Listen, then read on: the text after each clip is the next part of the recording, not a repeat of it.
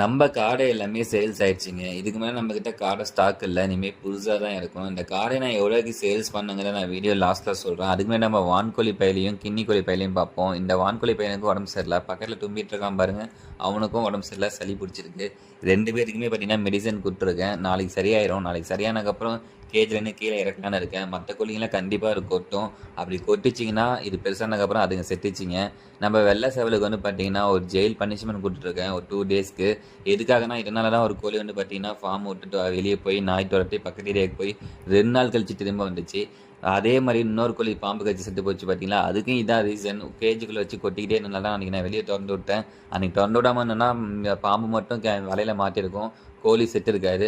சரி எனக்கு போதும் நான் ஜெயில் வாழ்க்கை தொறந்து விடுங்கன்னு சொல்லி கேட்டுச்சு. தொறந்து விட்டுட்டேன். ரிலீஸ் பண்ணிட்டேன். நம்ம தெரிஞ்ச ஒருத்தர் வந்து கோழி வேணும்னு சொல்லி கேட்டாரு சேவல். ஸோ அதனால உயிரிழை போட்டேன். 1 கிலோ 100 கிராம் வந்துச்சு.